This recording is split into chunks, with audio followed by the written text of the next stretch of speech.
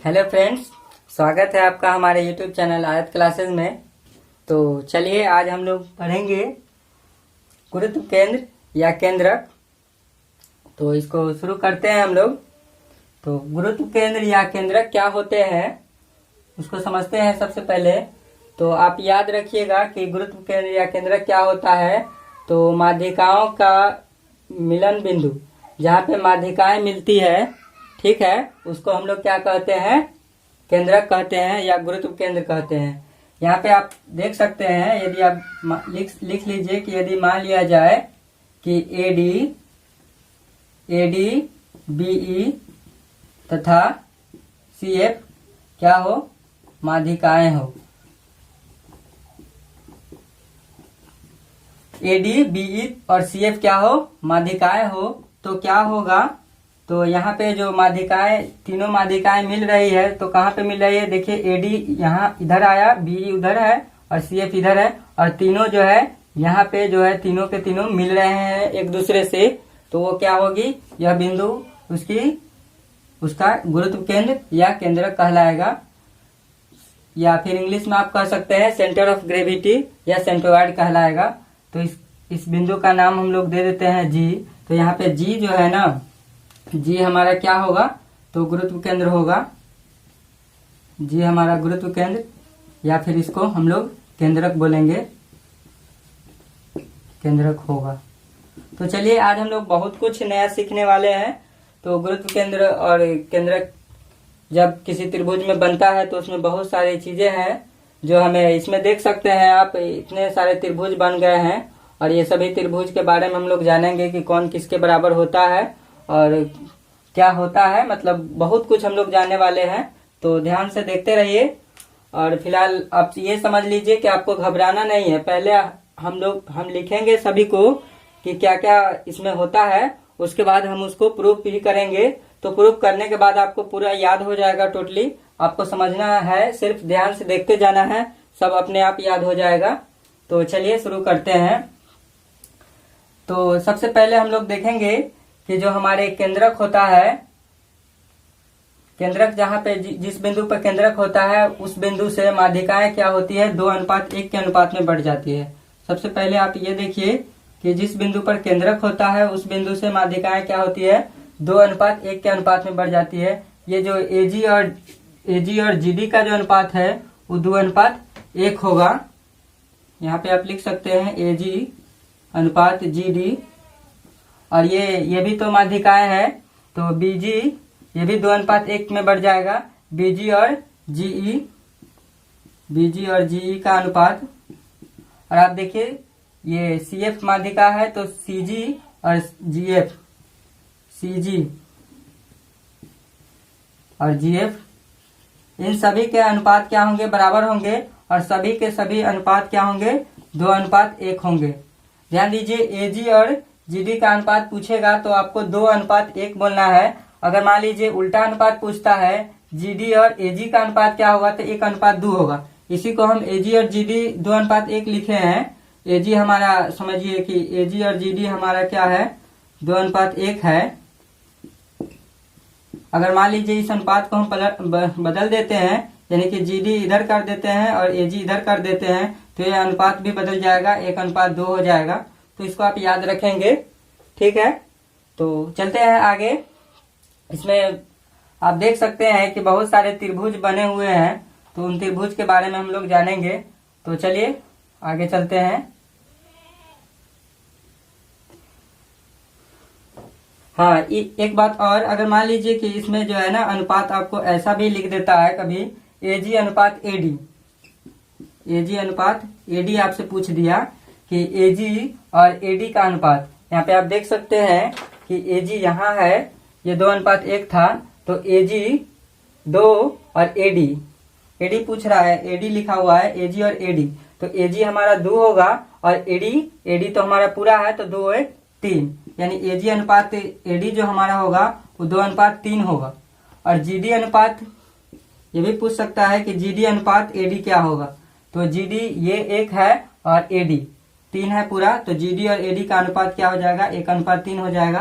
तो इसको आपको समझना है, रेशियो का कंसेप्ट था, तो इसको आप लोग जानते होंगे। चलिए आगे चलते हैं, तो इसको मिटाते हैं। इसका स्क्रीनशॉट आप लोग ले लीजिए। तो चलते हैं आगे। स्क्रीनशॉट लेने के बाद आपको इसको सबको नोट बनाना है और सबको याद करना है, लिखना है। आपको क्वेश्चन बनाने में बहुत हेल्प करेगा ये। तो चलिए आगे चलते हैं। इसमें हम देखते हैं कि हमारे पास त्रिभुज, बहुत सारे त्रिभुज बन गए हैं। तो देखिए, आप त्रिभुज देखेंगे, एक त्रिभुज आपको दिखेगा BGC, एक त्रिभुज दिखेगा, त्रिभुज BGC, ठीक है, BGC, ये त्रिभुज दिख रहा है नीचे से, BGC। और एक त्रिभुज ये दिखेगा AGC, आप देखिए त्रिभुज AGC को, AGC ये त्रिभुज। और आप देखिए AGB को, त्रिभुज AGB को। ये सभी के सभी त्रिभुज क्या होंगे, बराबर होंगे। आप याद रखेंगे, ये सभी के सभी त्रिभुज क्या होंगे, बराबर होंगे। और कितने होंगे, तो तीसरे भाग होंगे त्रिभुज ABC के क्षेत्रफल के। त्रिभुज ABC के क्षेत्रफल का तीसरा भाग होगा ये। ध्यान दीजिए, त्रिभुज ABC ये पूरा त्रिभुज है, ये क्या होगा, 3 भागों में बट जाएगा। एक भाग हमारा ये होगा, दूसरा भाग हमारा ये होगा, और तीसरा भाग हमारा ये होगा। ये पहला, और ये दोनों मिला के दूसरा भाग, और ये दोनों तीसरा भाग, ठीक है। तो ये क्या होंगे, इस सब के क्षेत्रफल जो होंगे, इसका क्षेत्रफल आप लिख लीजिए। त्रिभुज BGC का क्षेत्रफल, और त्रिभुज AGC का क्षेत्रफल, और त्रिभुज AGB का क्षेत्रफल क्या होगा, वो तीनों क्षेत्रफल क्या होगा, त्रिभुज ABC के क्षेत्रफल का तीसरा भाग होगा। पूरे ABC यहाँ है, आप देख सकते हैं 3 भाग में ये बट चुका है। चलिए आगे चलते हैं। आगे हम लोगों को समझना है। अब देखिए, ये जो त्रिभुज आप देखे हैं BGC, इसको BGC हम लोग देखे हैं, BGC वो क्या है, वो भी 2 भाग में बटा हुआ है, ठीक है। और आप देखिए AGC क्या है, वो भी 2 भाग में बटा हुआ है। और AGB ये भी क्या है, 2 भाग में बटा हुआ। तो ये भी 2 भाग में, ये भी 2 भाग में, ये भी 2 भाग में, यानी टोटल 6 भाग हो गए हैं त्रिभुज, हमारे त्रिभुज ABC के। तो वही समझना है कि यहाँ जो ये त्रिभुज आपको दिख रहा है, एक त्रिभुज आप देखिए BGD, त्रिभुज BGD, इस त्रिभुज का नाम है BGD। इस त्रिभुज का देखिए GDC,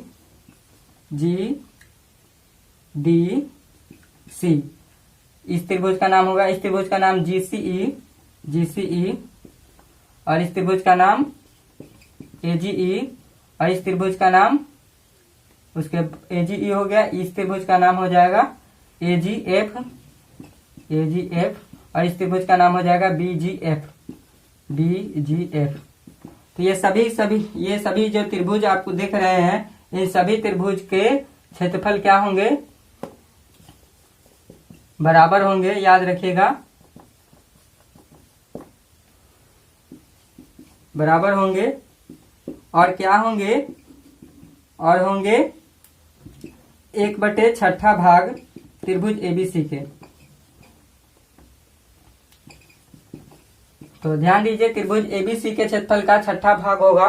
6 भाग में हमारा त्रिभुज बढ़ चुका है, 1 2 3 4 5 6 भाग में बढ़ चुका है। तो एक त्रिभुज का क्षेत्रफल पूरे त्रिभुज के क्षेत्रफल का 6ठा भाग होगा, तो याद रखेंगे। चलिए आगे चलते हैं। अब हम क्या करते हैं कि मान लीजिए E और F को हम लोग मिला देते हैं। ध्यान से देखिए, हमने क्या किया, E और F को मिला दिया। तो आप जानते हैं कि पढ़े होंगे कि अगर मान लीजिए कि किसी भी त्रिभुज में 2 भुजाओं के मध्य बिंदु को मिलाने वाली रेखा क्या होती है। जैसे मान लीजिए कि हमारा त्रिभुज है, तो यहाँ पे ये एक लाइन है जो क्या कर रहा है, दोनों भुजाओं के मध्य बिंदु को मिला रहा है। जैसे मान लीजिए यहाँ E दे देते हैं, यहाँ F दे देते हैं। तो आप जानते हैं कि किसी भी त्रिभुज में 2 भुजाओं के मध्य बिंदु को मिलाने वाली रेखा क्या होती है, तो तीसरी भुजा के समांतर और आधी होती है। थेल्स पर में हम लोग पढ़ चुके हैं। तो यही आपको यहाँ पे समझना है कि EF क्या होगा, तो EF होगा BC के समांतर और BC का आधा भी होगा। EF हमारा क्या होगा, BC का आधा होगा।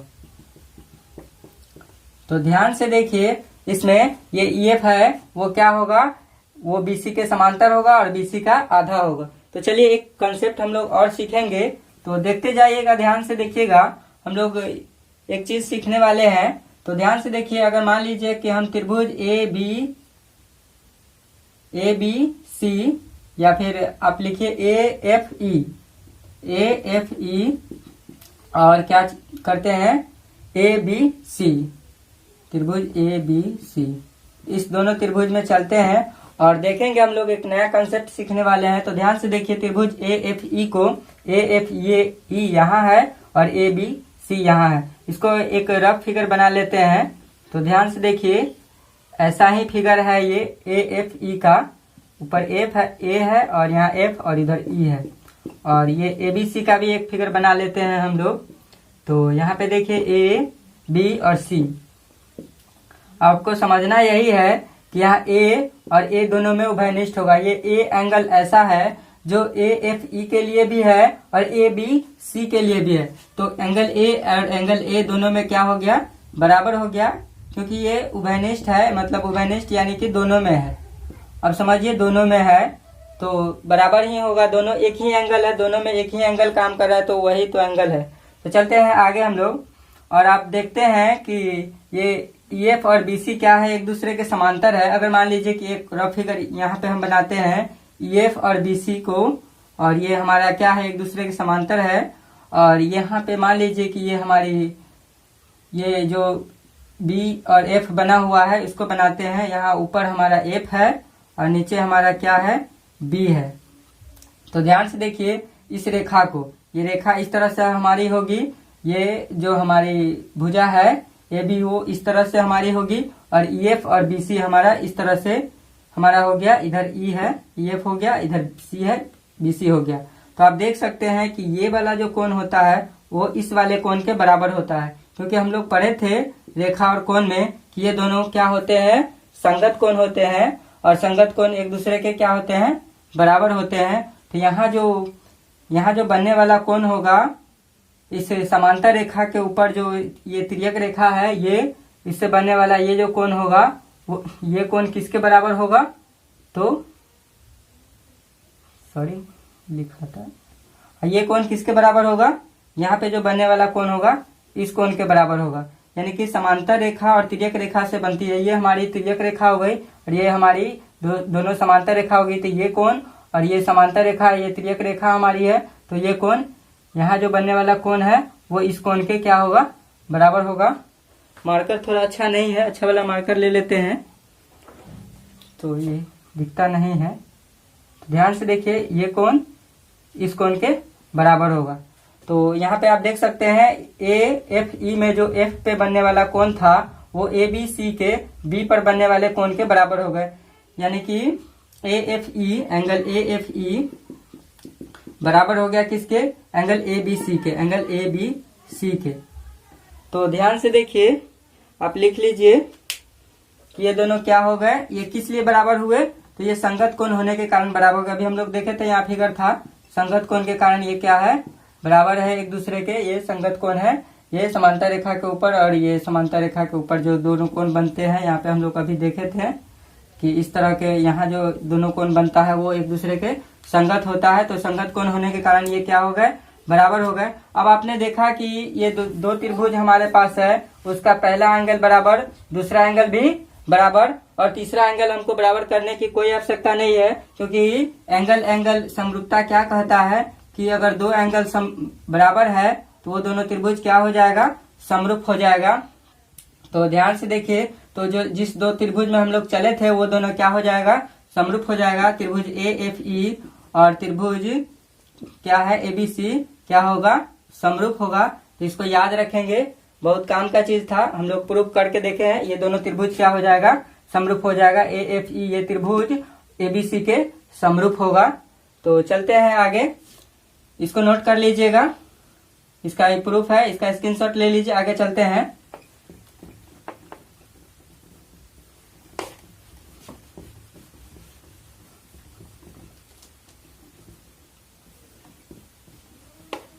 आगे यदि मान लिया जाए कि हम क्या करते हैं, यहाँ पे जो एंगल है, सॉरी एंगल नहीं, यहाँ पे जो बिंदु आपको दिख रहा है इस बिंदु का नाम हम दे देते हैं, कुछ भी नाम दे सकते हैं। मान लीजिए कि हम ओ दे देते हैं नाम।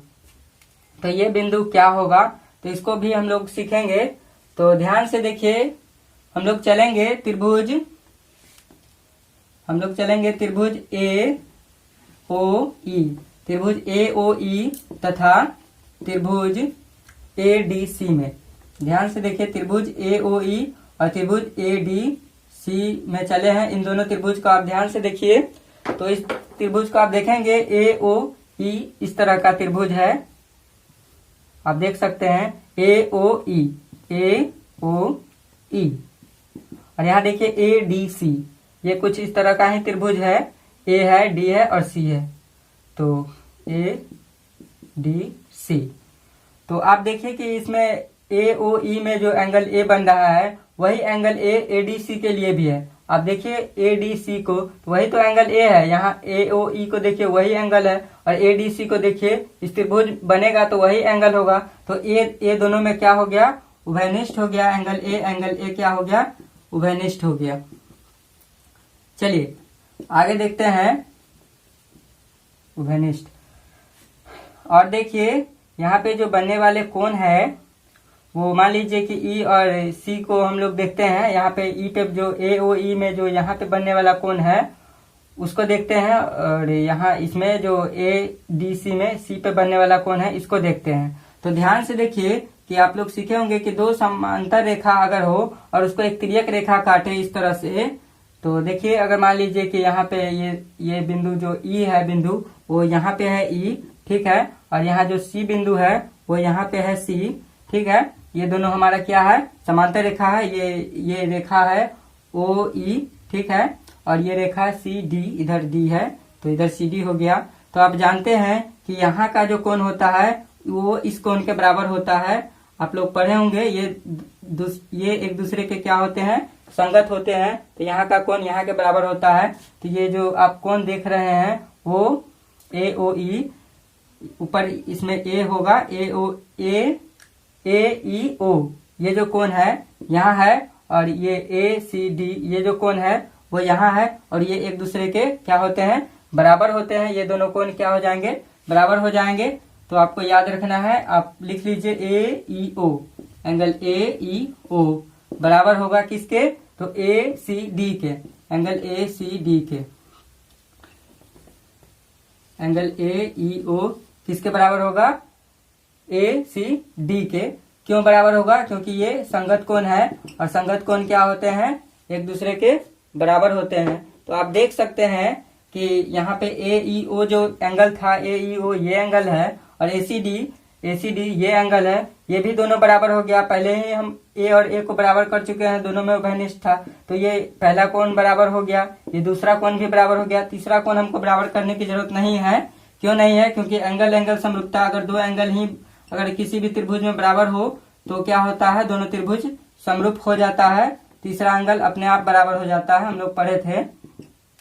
तो आप कह सकते हैं कि ये दोनों त्रिभुज क्या हो जाएंगे, समरूप हो जाएंगे। यानी कि त्रिभुज ए ओ ई और त्रिभुज हमारा ए डी सी क्या हो जाएगा, समरूप हो जाएगा।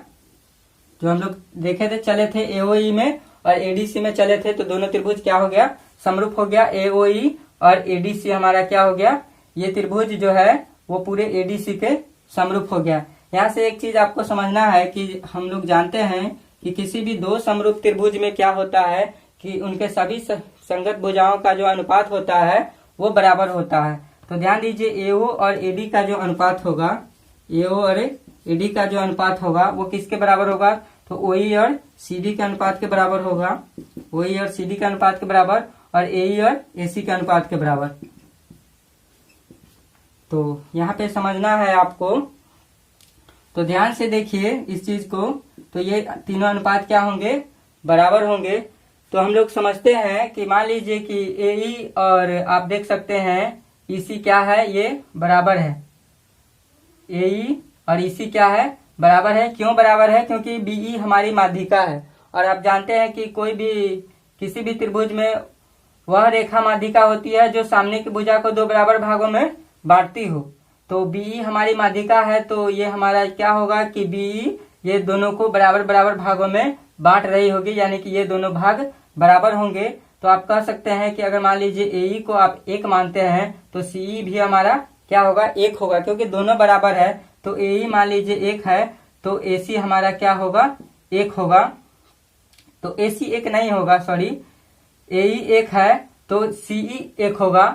और आप देख सकते हैं कि अगर मान लीजिए AC हम लिखना चाहते हैं, अब देखिए AC तो A से C यानी कि AC पूरा E 1 ये 1, तो ये पूरा AC क्या हो जाएगा, तो 1 1 2 हो जाएगा। AC हमारा क्या हो जाएगा, 2 हो जाएगा। आपको AE 1 है, EC 1 है, ये 1 ये 1, तो पूरा हमारा क्या होगा AC, तो 1 1 2, पूरा हमारा AC क्या होगा, 2 होगा।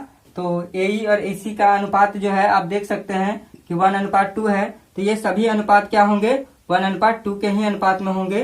तो इसको याद रखेंगे, AE और EC का अनुपात हमारा क्या होगा, 1:2 होगा। तो आप देखिए कि ये सभी अनुपात तो बराबर होते हैं, तो AO और AD का अनुपात भी 1:2, OE और CD का अनुपात भी 1:2 होगा। तो आप लोग सीख गए कि AO और OD का अनुपात। ध्यान से देखिए, यहाँ पे AO और OD नहीं, AO और AD लिखा हुआ है। तो AO और AD को देखिए, तो AO आपको दिखेगा ये इतना है और AD आपको दिखेगा पूरा है। तो AO का और AD का जो अनुपात होता है वो 1:2 होता है। तो AO समझिए 1 है तो AD हमारा क्या है, 2 है। तो मान लीजिए AO हमारा यहाँ है, आप देख सकते हैं AO 1 है तो AO हमारा क्या है, 1 यहाँ है। और AD को देखिए, AD 2 है तो AD ये पूरा 2 है। तो आप ये पूरा जब 2 है तो इतना हमारा 1 है, तो इतना हमारा क्या होगा, तो आप खुद कहेंगे कि 1 होगा, क्योंकि मान लीजिए कि आपके पास ये पूरी रेखा है, ये 2 सेंटीमीटर का है और यहाँ पे आपको कहा जा रहा है कि आधा हमारे पास, इतना हमारे पास 1 सेंटीमीटर है। तो बचा कितना, तो बचा तो पूरा 2 है, तो एक ये हो गया तो एक ही ना बचा, तो ये एक ही होगा, यानी कि दोनों हमारा पूरा तो 2 है तो आधा हमारा 1 होगा, तो ये हमारा आधा 1 ही होगा। तो यहाँ से ये भी हमारा क्या होगा, 1 होगा। OD भी हमारा क्या होगा, 1 होगा। तो आपने सीखा कि AO और OD जो है होगा क्या होगा, 1:1 होगा। यानी कि 1:1 का मतलब ये हुआ कि ये दोनों बराबर हो गए, यानी कि O जो हमारा होगा वो क्या होगा, मध्य बिंदु होगा। ध्यान दीजिएगा, हम यही सिखाना चाह रहे थे कि O हमारा क्या होगा, मध्य बिंदु होगा। आप ध्यान से देखिए, AO और AD का जो अनुपात है 1:2 है। AO और AD का अनुपात, AO हमारे पास इतना है और AD हमारे पास पूरा है, तो इतना हमारा 1 है और पूरा हमारा 2 है। तो पूरा 2 है और इतना हमारा 1 है, तो इतना होगा क्या, तो वो 1 होगा। आप समझ सकते हैं। आप देखिए, आपको हमने समझाया है कि मान लीजिए कि ये पूरा हमारे पास 2 है, इतना हमारे पास 1 है, तो बचा कितना, तो 1 ही ना बचा। 2 में से अगर 1 हमारे चला जाएगा तो 1 ही बचेगा। तो ये हमारा 1:1 के रेशियो में हो गया, तो हमारा O क्या हो गया, मध्य बिंदु हो गया। तो इसको हम लोग सीख गए कि इसमें से क्या निकल के आया कि वो हमारा क्या होगा, मध्य बिंदु होगा। तो आप लिख लीजिएगा, वो हमारा क्या होगा, मध्य बिंदु होगा। चलिए आगे चलते हैं, इसका स्क्रीनशॉट आप लोग ले लीजिएगा। तो यदि हम लोग क्या करते हैं कि E से और F से हम लोग क्या करते हैं, लंब डालते हैं BC पे। तो ध्यान से देखिएगा, EM और इसका नाम क्या है, FN। ये क्या है दोनों, तो ये दोनों है, ये भी लंब है BC पर और ये भी लंब है BC पर। तो इन दोनों को देखिए ध्यान से, EM और FN को, ये दोनों क्या है, यहाँ पे EN BC पर लंब है, सॉरी FN BC पर लंब है और EN क्या है, BC पर ही लंब है। तो आप अगर त्रिभुज, इस त्रिभुज का क्षेत्रफल निकालना चाहते हैं, त्रिभुज FBN का क्षेत्रफल, तो ध्यान से देखिए, त्रिभुज FBN इस त्रिभुज का क्षेत्रफल आप देखेंगे इस तरह का ये त्रिभुज है, ऊपर F है और यहाँ पे इधर B है और इधर हमारा क्या है, C है और यहाँ पे एक लंब है जो इस तरह का है, जो क्या है, N है यहाँ। तो ध्यान से देखिए, ये लंब है, लंब इसको बना देते हैं। तो देखिए ध्यान से, FBN का क्षेत्रफल क्या हो जाएगा, ये FBN है, तो इसका क्षेत्रफल अगर हम निकालना चाहते हैं तो त्रिभुज का क्षेत्रफल क्या होता है, तो 1/2 गुने आधार गुने ऊंचाई। तो ध्यान से देखिए, या फिर आप इंग्लिश में कह सकते हैं 1/2 इंटू बेस इंटू हाइट। तो ध्यान से देखिए, आधार यानी कि बेस हमारा क्या होगा, तो BC होगा, और हाइट हमारा क्या होगा, ऊंचाई हमारा क्या होगा, FN होगा। तो याद रखेंगे कि कभी भी किसी भी त्रिभुज में जिस पे लंब खींचा जाता है, यानी कि जो भी लंब है आपके पास, उसको देखना है कि लंब जो है ना किस भुजा पर खींची गई है।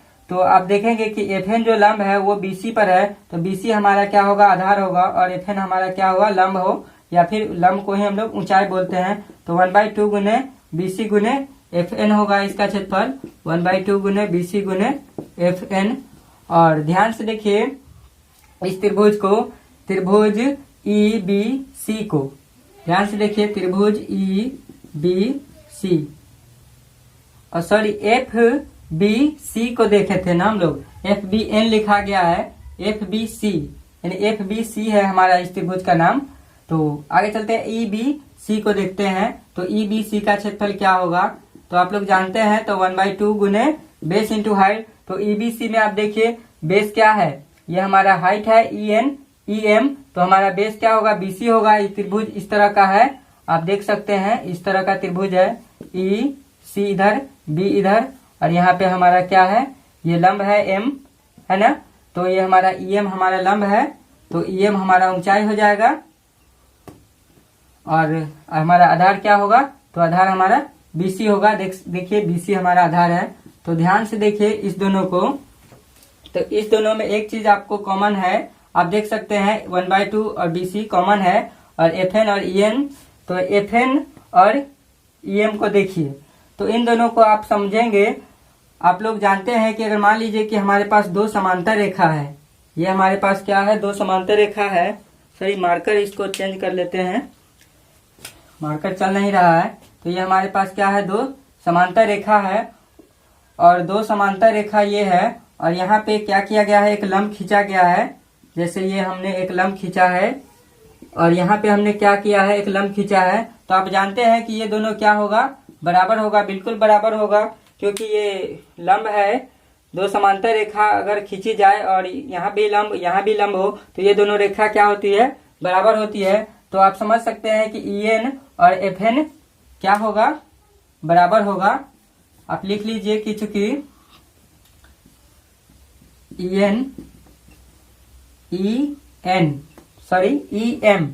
EM और FN ये क्या होगा, बराबर होगा। ये बराबर होगा, तो आप समझ सकते हैं क्यों बराबर होगा, ये भी लिख लीजिए क्यों बराबर होगा। क्योंकि ये EF BC के समांतर है, EF और BC जो है ना एक दूसरे के समांतर है। ये दोनों रेखा क्या होगी, बराबर होगी।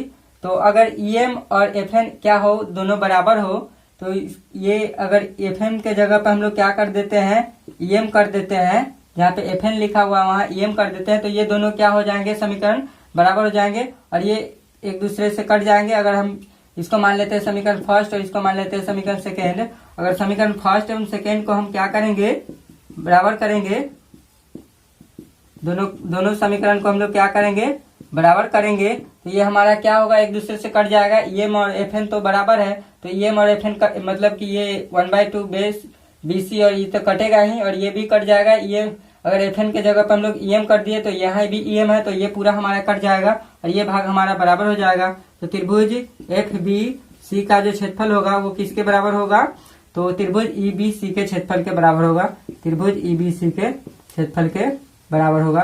तो ध्यान से देखिए इस चीज को, यही हम लोग सीखने वाले थे, यही हम लोग सीखना चाहते थे। तो त्रिभुज EBC का क्षेत्रफल, FBC का क्षेत्रफल, इस त्रिभुज का क्षेत्रफल किसके बराबर होगा, तो त्रिभुज EBC के क्षेत्रफल, EBC के क्षेत्रफल के बराबर होगा। तो ध्यान से देखिए, आप लोग सीख गए कि यहाँ जो अगर मान लीजिए FBC, यहाँ से अगर लंब खींच दिया जाए कभी भी क्वेश्चन में, तो इस त्रिभुज का जो क्षेत्रफल होगा वो किसके बराबर होगा, इस त्रिभुज के क्षेत्रफल के बराबर होगा। तो चलिए आगे चलते हैं हम लोग, तो चलते हैं आगे।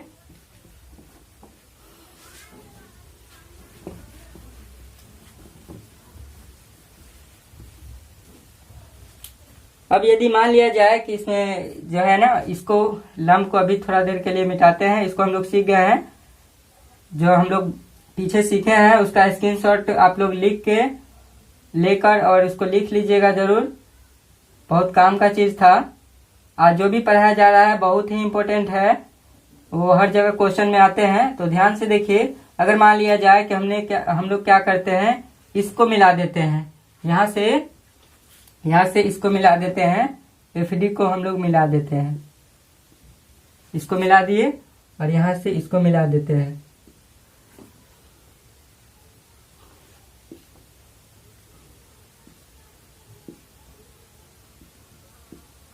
तो देखिए इसको मिलाने से हमको क्या मिला, तो ध्यान से देखिए, इसको मिलाने से हम लोग बहुत कुछ सीखेंगे। तो देखिए,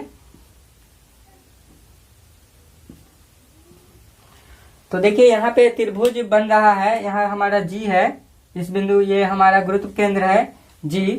तो ध्यान से देखिए, यहाँ पे जो त्रिभुज बनेगा इसमें तीन त्रिभुज बनेंगे। जैसे मान लीजिए कि इस त्रिभुज को हम देख लेते हैं, F यानी EF और G को देखिए, त्रिभुज EF G को देखिए, EFG यहाँ है, ये इस तरह त्रिभुज बन रहा है। आप देखिए EFG, यहाँ G है तो ये त्रिभुज हमारा बनेगा। और आप देखिए त्रिभुज EG और D को, यहाँ D है, EGD को देखिए, त्रिभुज EGD को देखिए। और आप देखिए त्रिभुज FDG को, इस त्रिभुज को देखिए, त्रिभुज FGD को देखिए। इन सभी त्रिभुजों का जो क्षेत्रफल होगा वो क्या होगा, वो बराबर होगा। ध्यान दीजिएगा, इन सभी त्रिभुजों का क्षेत्रफल क्या होगा, बराबर होगा। और आपको एक बात और सीखनी है कि ये कितना होगा। तो आप याद रखिए कि ये त्रिभुज, हमारे त्रिभुज जो ABC है उसके क्षेत्रफल का, त्रिभुज ABC के क्षेत्रफल का क्या होगा, तो 1/12 गुना होगा। ध्यान से देखिए, 1/12 होगा। 1/12 कैसे होगा तो हम लोग समझते हैं। यहाँ पे हमारे पास क्या हो गए, 3 हो गए। हम लोग देखे थे FDE को, आप देखिए त्रिभुज FDE को भी देखिए ध्यान से, सॉरी चलता नहीं, त्रिभुज FDE को ध्यान से देखिए। FDE को देखेंगे तो इसमें जो हम लोग लिखे हैं ये 3 त्रिभुज EFG, EGD और FGD, ये तीनों त्रिभुज इसी में है। ये तीनों त्रिभुज FDE के ही अंदर है, ये तीनों त्रिभुज। तो ध्यान से देखिए, इसमें हमारे पास कितने बन गए, ये 3 त्रिभुज बन गए। और यहाँ पे आपको देखना है कि ये जो त्रिभुज है वो क्या होता है, ये चौथाई हिस्सा होता है। आप लोग पढ़े थे कि अगर मान लिया जाए कि आपके पास ABC एक त्रिभुज है और यहाँ पे उसके अंदर क्या किया जा रहा है कि सभी भुजाओं के मध्य बिंदु को हम लोगों को मिलाया जा रहा है। तो आप देखिए कि मान लिया जाए कि यहाँ पे D, E और F क्या है, मध्य बिंदु है।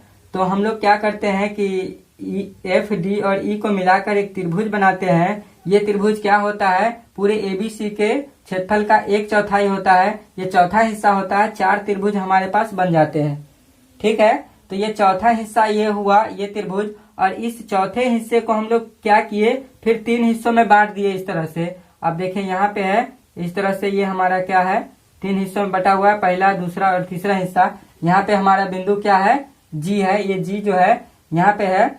तो ये त्रिभुज जो हम लोग देखे हैं EFG, आप देखिए EFG, ये EFG ये त्रिभुज है। और ध्यान से देखिए EGD ये त्रिभुज है। और FGD ये त्रिभुज है। तो ये हम लोग क्या किए, 3 हिस्सों में बांट दिए, पहला, दूसरा और तीसरा हिस्सा। तो ये 3 हिस्सों में बट गया। तो आपको समझना है कि पूरे हम ABC त्रिभुज को 4 हिस्सों में बांटे।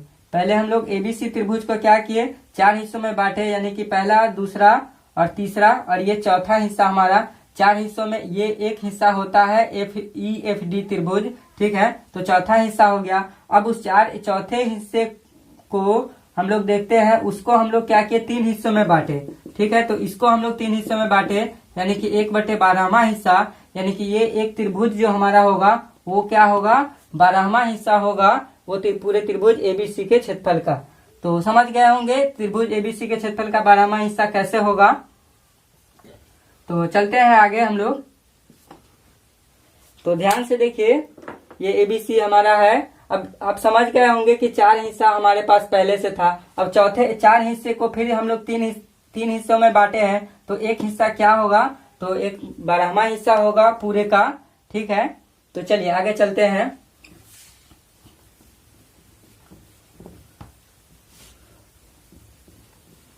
अब हम लोगों को एक चीज और सीखना है कि अगर मान लिया जाए कि ए के जो सामने है उसको हम लोग क्या करते हैं, ए मान लेते हैं। हमेशा ए के सामने वाले को आप लोग ए मानेंगे, ठीक है। और बी के सामने वाले को आप लोग क्या मानेंगे, बी मानेंगे। और सी के सामने वाले को आप लोग क्या मानेंगे, सी एंगल के सामने वाले को सी मानेंगे। इसको भी मिटा देते हैं। तो चलिए इसको लिख लीजिएगा। तो ए के सामने वाला हमारा क्या हो गया, ए हो गया। और बी के सामने वाला हमारा क्या हो गया, बी हो गया। और सी के सामने वाला हमारा क्या हो गया, सी हो गया।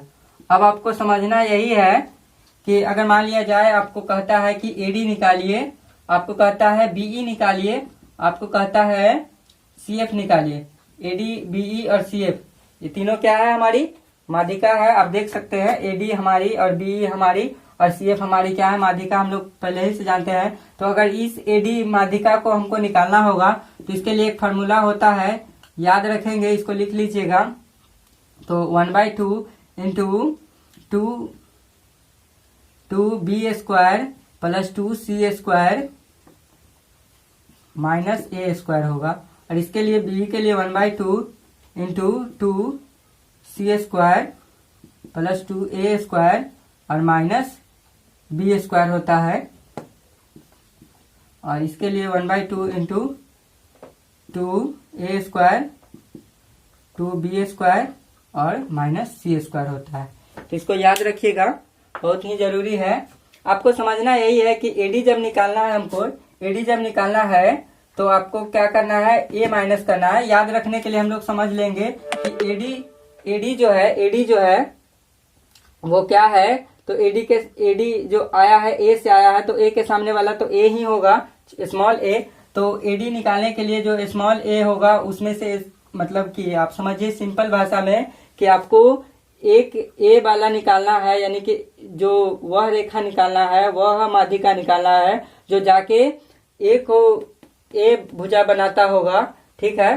तो उसके सामने वाला ए होगा, यानी ए के सामने वाला ए होगा, तो उसमें आपको ए घटाना है। और जो बीई होगा, बीई उसके सामने वाला बी होगा, तो उसमें से बी घटाना है। और सीएफ यानी कि उसके सामने वाला सी होगा, तो उसमें से सी घटाना है, याद रखने के लिए। तो आप लोग इसको याद रखेंगे। तो चलिए आगे चलते हैं। आपको और एक चीज सीखना है। तो यहाँ ध्यान से देखिए, अगर मान लिया जाए कि हम लोग लिखते हैं 3, मान लिया जाए कि हम लोग लिखते हैं 3ab² प्लस 3bc² और 3ac²। तो 3 एक ही साथ लिख दिए हैं 3 कोष्ट में, यानी कि ab² bc² ac² सभी में 3 लगा हुआ है। तो ये किसके बराबर होगा, तो ये बराबर होगा 4ad² bc² और प्लस ad² be² और ad² be² और cf² के। तो ध्यान से देखिए, जो AB BC AC क्या है, हमारा भुजा है। आप देख सकते हैं AB BC AC क्या है, हमारा भुजा है। और AD BE और CF क्या है, AD BE और CF क्या है, माध्यिका है। तो आप याद रखेंगे कि किसी भी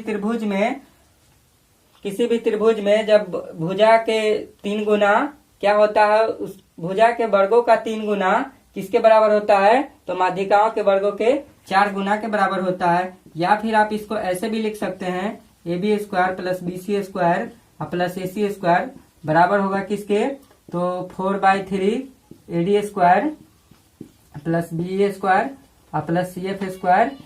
तो ध्यान से देखिए, ये 3 इधर आ गया बटा में, तो इनको भी याद रखना है। तो चलते हैं आगे। तो आज के लिए बस इतना ही। अगर आपको वीडियो पसंद आया हो तो वीडियो को जरूर लाइक करें, और हमारे चैनल पर अगर नए हो तो हमारे चैनल को जरूर सब्सक्राइब करें। तो मिलते हैं अगले वीडियो में, तब तक के लिए धन्यवाद।